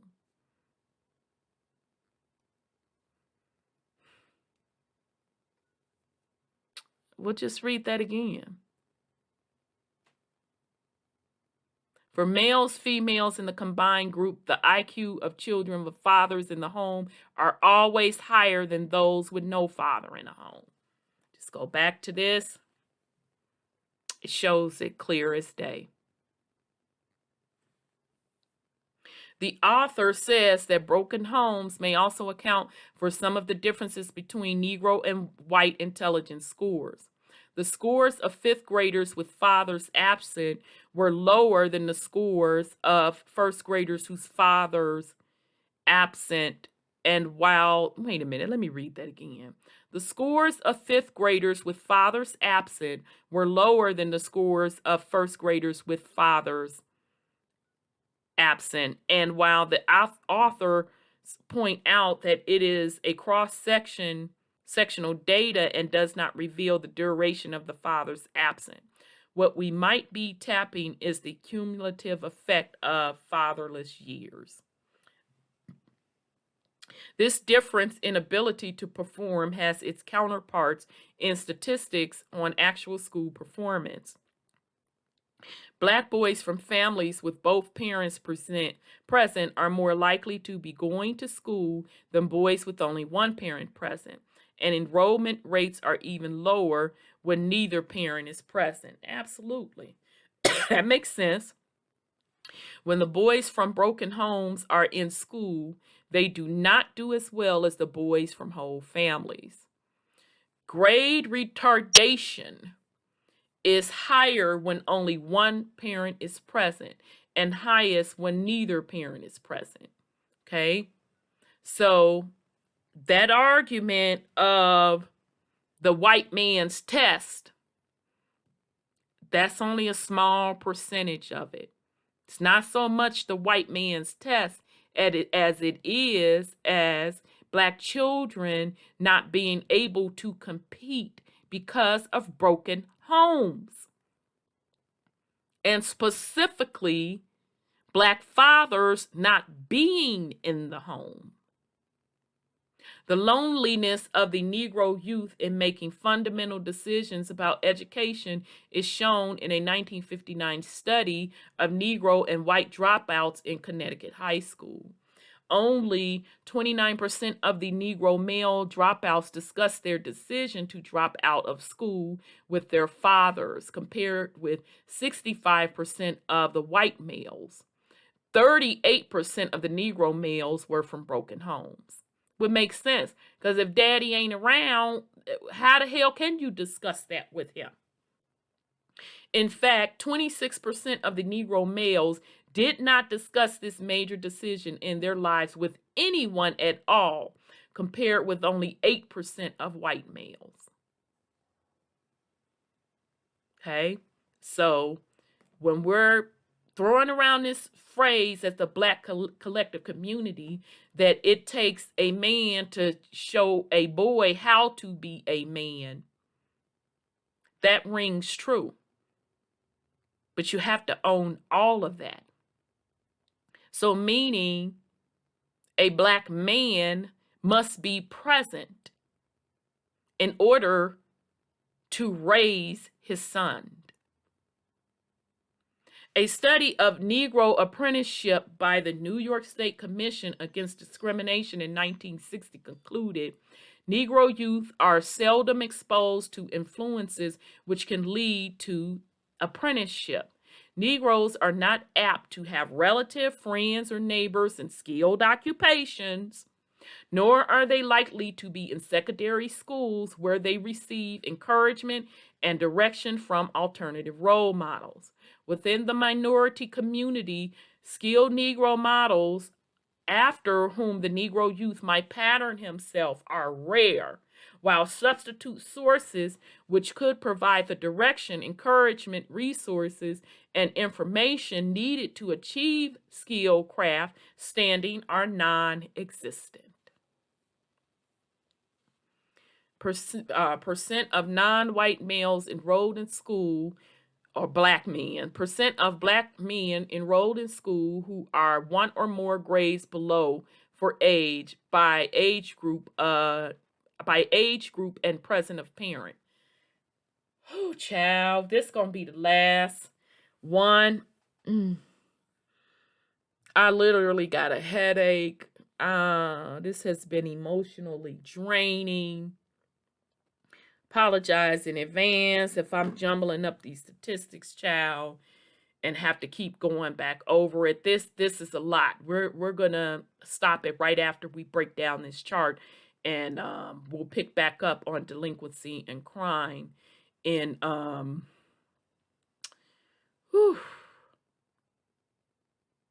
part 4. Percentage of Black males enrolled in school who are one or more grades below mode for age by age group and present of parent. So age group, both parents present, one parent and neither parent present. Okay, so this is based on them being left back, as Black folks say, left back, okay, by one or more grades.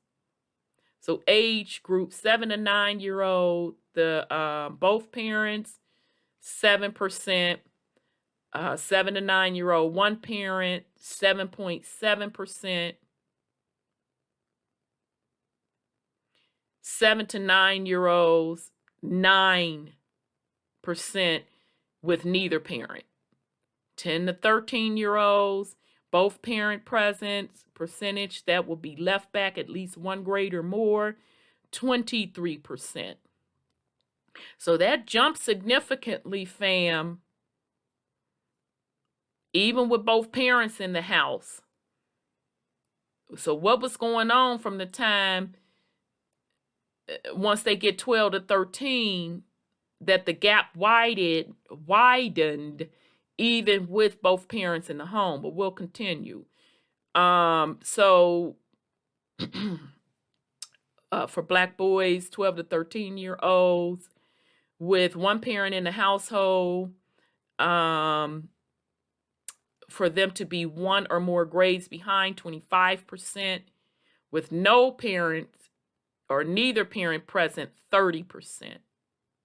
14 to 15 years old, Black boys being left behind one grade or more with both parents in the household, 34%, with one parent in the household, 36%, with neither parent present, 40%.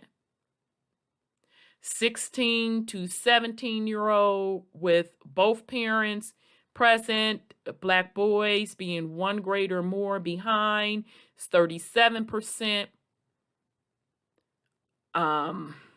With one parent present, 40%. With neither parent, 44%.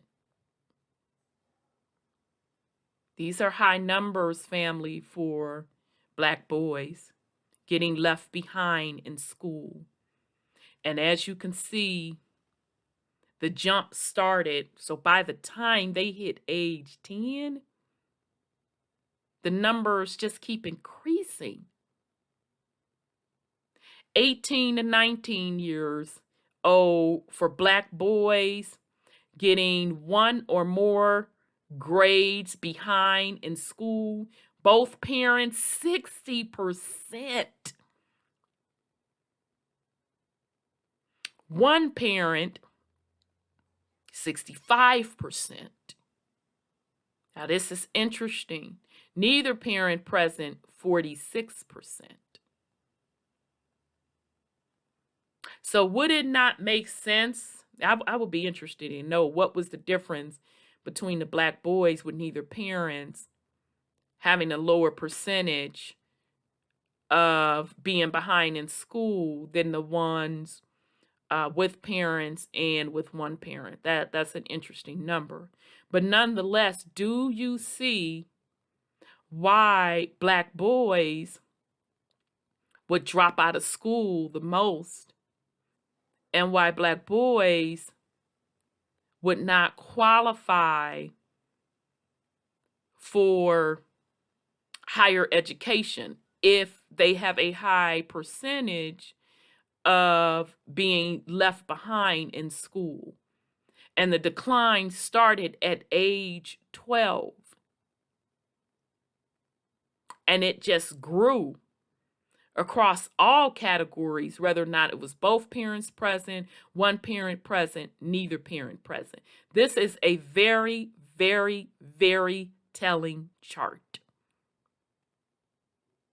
And they're basing this off the 1960 census school enrollment. All right, family. We're going to stop here. We're going to come back with the part 4 with delinquency and crime. I apologize in advance if I was jumbling stuff up. This was really hard to get through. And if you're following along with the series, you can see the progression, because we started out with the state of the family. Then we went into the economics within that family and the state of the family. And now we are into the impacts of the children of those families.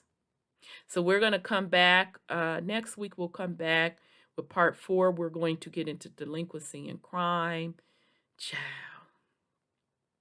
Thanks so much, family, for being patient with me. I will put the link to this study in the description. I highly encourage you all download this study and have conversations with your family. If you have children, have this conversation with your children. Be honest about it.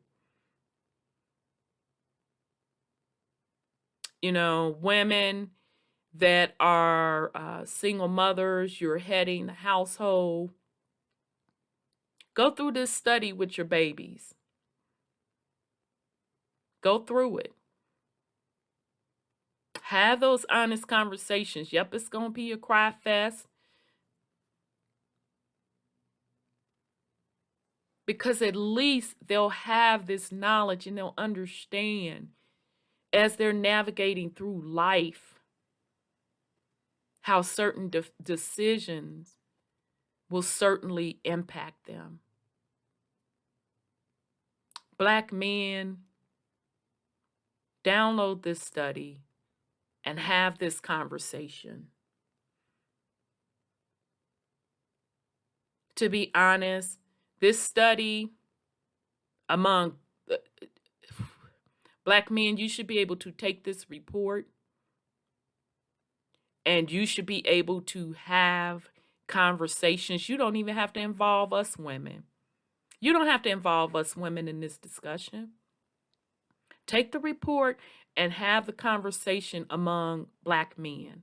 Have the honest conversation among Black men.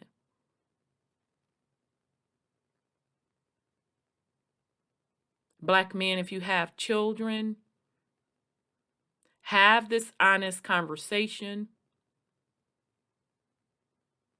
with your boys and with your girls. And if a cry fest is required, let that cry fest be underway. But at least you are arming them with the information to understand that their choices have life-longing impact, that their choices is directly linked to family legacy, that their choices are directly impacted to generational wealth. So I wish everyone well on this Friday. This is Rhonda with WTUZ Radio Podcast. Peace and love, family.